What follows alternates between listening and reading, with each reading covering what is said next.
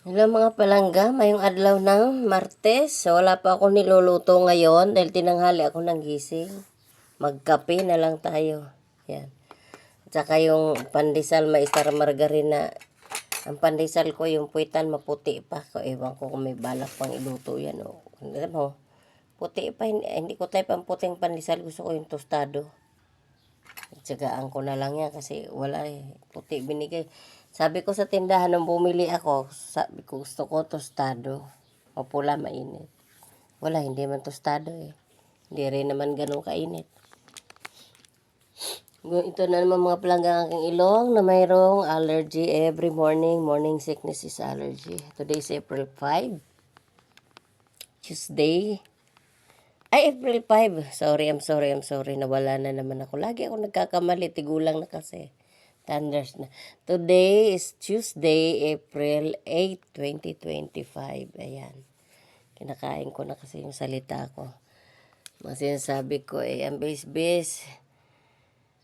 Nag-almusal lang ba kayong mga palangga? Nagkape na. Ito ako antok-antok pa talaga ako dahil nakakatulog ako sa gabi gabing-gabi na talaga. 12:30 na ako natulog minsan launa. Dami trabahoin sa bahay. Yung mga anak ko hindi natulong sa akin sa gawaing bahay. Sa akin lang lahat. Kaasa.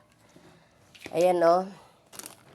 Sinulatan ko na nga Hugasan agad ang pinagkainan. Itapon ang mga plastic na pinagkainan. Biskwit. Kagaya ng biskwit. Pagod na si mama. Magwalis, magligpit. Ayan. Ganyan.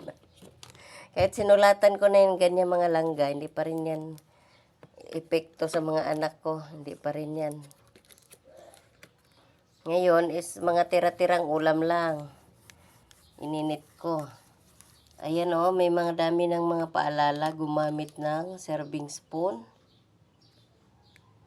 Para hindi mapanis ang ulam. Ilagay sa ref ang tirang ulam. Para hindi mapanis. Mama, ayan mga tira-tirang ulam lang to. Mga leftover. Ininit ko lang to mga palangga. Ay, Diyos ko po. Nataob naman ang cellphone ko. Ginoo ko. Mariosep. Hirap itong stand na to. Natataob. Buti na lang itong cellphone ko. Matibay. Ginoo ko. Ayan. Adobo. Ininit ko lang yun. Adobo.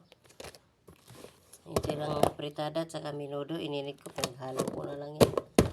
Tapos yan parehong ulam pa rin naman yan dyan. Nalaga hindi panis, hindi sira yung ulamin. Nakakain. Ginoo ko mga palangga. Ako ay bising-bising ina. Tapos mamaya papasok na naman. Maliligo. Ginoo ko. Puyat na puyat ako araw-araw. Tagal makatulog dahil sa daming trabaho sa bahay. Wala, hindi ako tinutulungan ng mga anak ko. Sa trabaho din naman ako. Babay na mga palangga.